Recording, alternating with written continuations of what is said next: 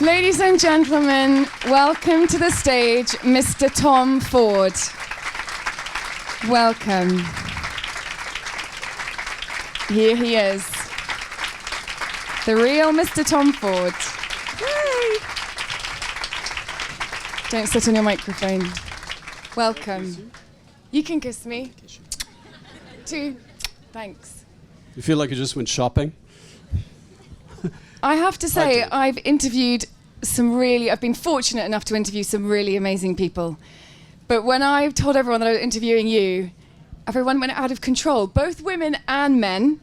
You would have thought I was interviewing Elvis or somebody. Even my cab driver this morning, I told him I was interviewing you, he nearly crashed the car. Oh, you're very sweet. So you are a superstar for many, many different reasons, and we've just seen some of the amazing stuff that you've achieved. Before we talk about where you are now, which is all of that and more, I would actually just like to go back to the beginning and ask you where you actually began, because you've said that story to a few people, but in general, your Studio 54 days, your days at Perry Ellis, you interned at Chloe, all those things, I'd love to just ask you about that and where this all began.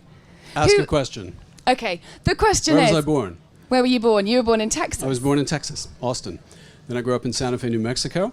Then I moved to New York when I was 17 in 1979. I went to NYU.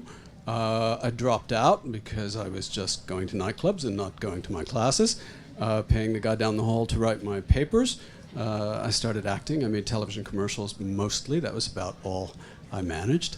Then I decided to go back to school. I went to Parsons, studied architecture, and then moved to Paris, did a year at Parsons in Paris, and then had an internship at Chloe just after Karl Lagerfeld had left.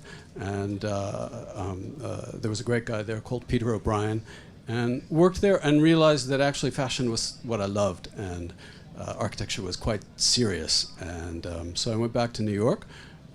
Graduated with a degree in architecture from Parsons, or they called it environmental design at the time, because I couldn't change. I would have had to go back and start all over. Went to 7th Avenue, knocked on doors, kind of lied because I could draw and I had a portfolio of fashion, and said I just graduated from Parsons, here's my portfolio. Never bothered to say it was in architecture and not fashion, and got my first job with a wonderful woman called Kathy Hardwick on 7th Avenue in New York.